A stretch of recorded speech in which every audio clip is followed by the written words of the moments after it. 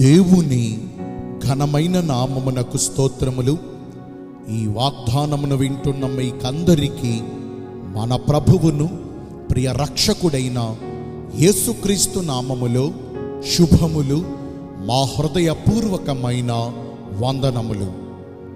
ఈరోజు మీ కొరకైన దేవుని వాగ్దానము సమూయేలు మొదటి గ్రంథము 17వ అధ్యాయము 37వ వచనము.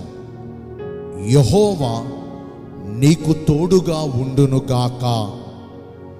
మంచి దేవుడైన యేసయ్య ఈ మంచి వాగ్దానమును నేడు మనందరి జీవితములలో నెరవేర్చునుగాక. ఆమేన్.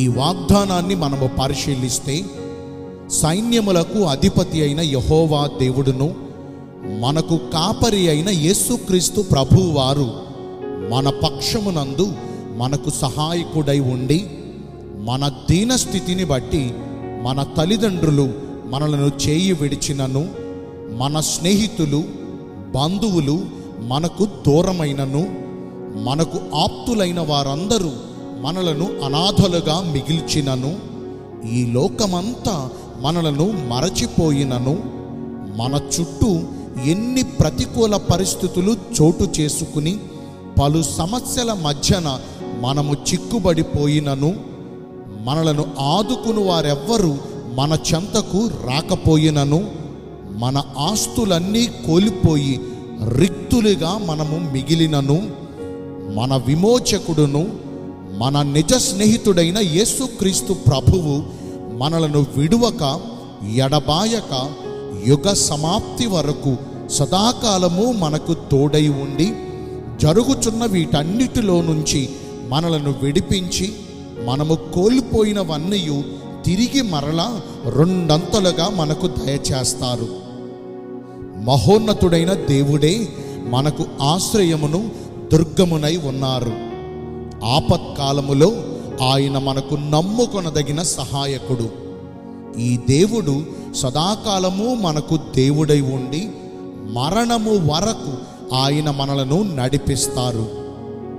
ఇట్టి గొప్ప దేవుడు మనకు తోడుగా ఉండగా, మొదటిగా మనము వెళ్ళు చోటు నెల్ల మనకు జయము కలుగుతుంది. మనము తలపెట్టు ప్రతి పనిలోనూ, మనము చేస్తున్న ప్రయత్నములన్నిటిలోనూ ఆయన మన పక్షమున ఉండి మన త్రోవలన్నిటినీ సరళము చేస్తారు. ఓటమి తప్పని రోజులు మనకు ఎదురైనా, చేజారిపోయిన పరిస్థితుల మధ్యను మనము ఉన్నను, ఆయన మనలను ఎన్నడూను ఓడిపోనివ్వడు. రెండవదిగా, మనకు ఏ లోటు రానివ్వరు. ఆయన తన గుప్పిలిని విప్పి ప్రతి జీవి కోరికను తృప్తిపరుస్తారు. మన చుట్టుప్రక్కల ఎటువంటి కరువు పరిస్థితులు ఎదురైనా ఆయన మన పక్షమున నిలిచి ఉండి ఎల్లప్పుడూ మనకు సమృద్ధినిస్తారు.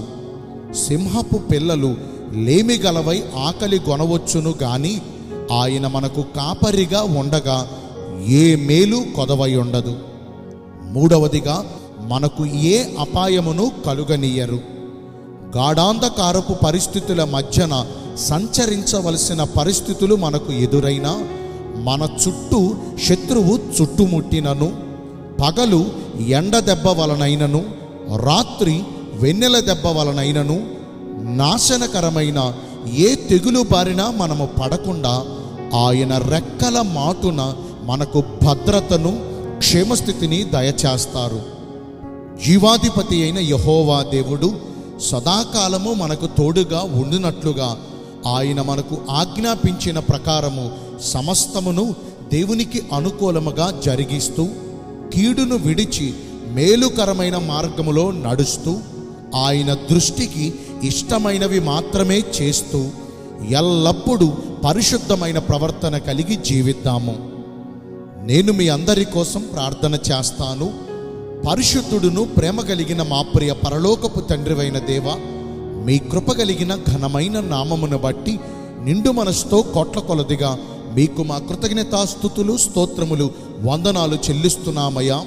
మీరు యుగ సమాప్తి వరకు సదాకాలము మాకు తోడుగా ఉంటానని ఈరోజు వాగ్దానము ద్వారా తెలియజేశారు. మీ చిత్త ప్రకారము నడుచుకుని ఈ వాగ్దాన ఫలాన్ని పొందుకునే కృపను నేడు మాకందరికీ దయచేయండి.